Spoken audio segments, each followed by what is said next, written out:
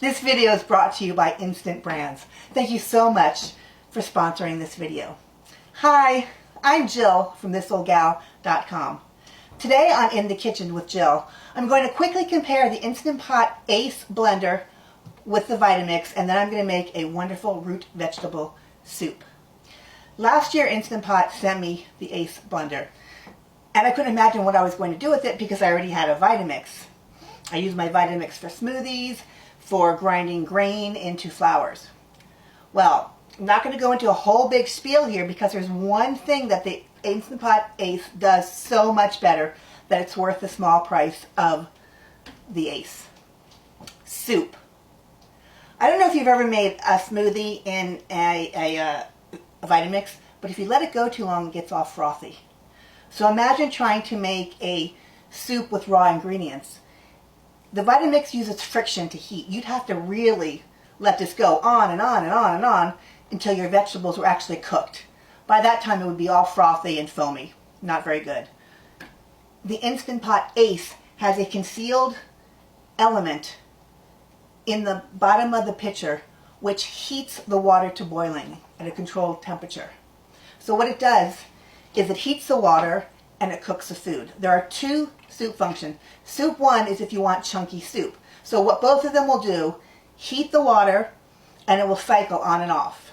With soup 1 function, when it's done, you have chunky soup. With the soup 2 function, when all the vegetables or whatever your ingredients are in the pitcher, it will then blend it at the very end. So you'll have the perfect consistency. This is great if you're like me who's very busy and you plan on cooking and then you run out of time and your vegetables or whatever in the refrigerator start to go bad. I love to make soup. So I will just dump whatever I have left in my refrigerator, put it in here, maybe add some taco seasoning mix, and I'll link that below because it's really good, and make a nice taco soup. So today I'm going to make a root vegetable soup. I've got turnips, I've got some carrots and onions, I've got some garlic and ginger, and one of my favorite things to use is celeriac. It's celery root. It's great. It's similar in consistency to a potato, but it has more fiber and much less starch. And then I thought, since it's a little chilly out, rather than using Italian spices, I was going to use some warm spices like cumin. So here we go. You want to take off the top, of course. It only can open one way. All right, I'm going to add in my turnips. And then I'm going to add in the celeriac. Right, I'm going to add in some onions and carrots. We don't want to go past the fill line where I'm just about there. So luckily, just about done. The ginger and the garlic right in. And salt, pepper, and some cumin. Alright, so now we want to add a vegetable broth. I don't usually keep cooked vegetable broth on hand like I do a bone broth, so I'm just going to use some vegetable base. So I'm going to put some base in here. Just like that. And I'm going to add some water. Here we go. Pour it right in there. Okay, and I need a little bit more water. Like that. And you want to make sure you don't go above the fill line. So, perfect, right there. To put this back on, you're going to have the little handle pointing to the right of the grabby handle. Push it on. All right, now you can see the soup button down here. There's two little dots, soup 1 and soup 2. 1 is soup 1 and it's about 20 minutes. We're going to push it the second time and it says soup 2 and that's 22 minutes and change. So what will happen is you can hear it beeping. All right, it's turned on. It's going to go on and off, on and off. It will just cycle. Once the liquid reaches temperature, which is boiling, I know this shows it's going to show Celsius. I just leave it. If you want to switch it to Fahrenheit, you push the pause button, it'll switch to Fahrenheit, but then you have to change it each and every time. So I just leave it on Celsius. It's much easier. But suffice it to say, it gets up to 212 Fahrenheit. All right, so now I'm going to have you watch what happens, and we're going to cook our soup. Well, the temperature is rising. The motor will cycle on and off to circulate the contents. Look at the bubbles. When the boiling point is reached, the timer begins to count down. The Ace will continue to cycle on and off and slightly chop the vegetables while the soup is cooking. Once the timer hits 2:44, the Ace will blend the soup by pulsing in 7-second intervals, and the display will say, "Done." As you can see, the soup has just finished blending. Saw the steam coming out. It's going to be really, really hot. So open it very carefully.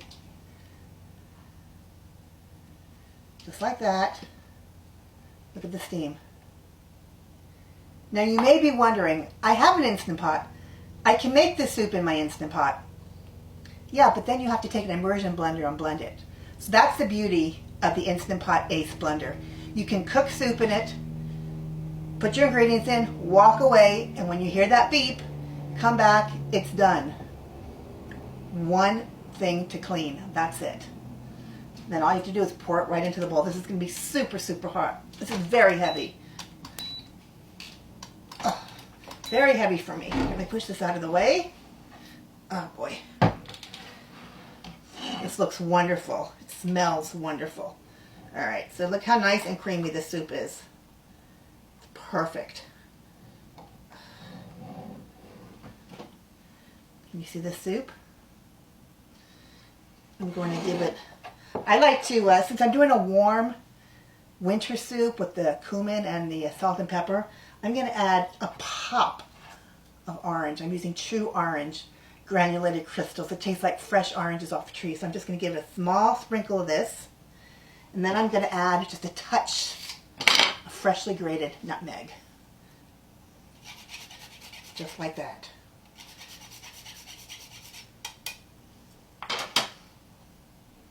There you go. We could put some scallions on top to give it a pop of color, but I don't really want to change the flavor. This soup is so good just as it is. Let me pour another bowl. Ed's around here somewhere. I'm going to have him come over here and have a taste as well. Pour out some for him. Plus it gives it a little time to cool off. Do you see all that steam? Fresh, hot soup. So I'm going to give him a little pop of orange.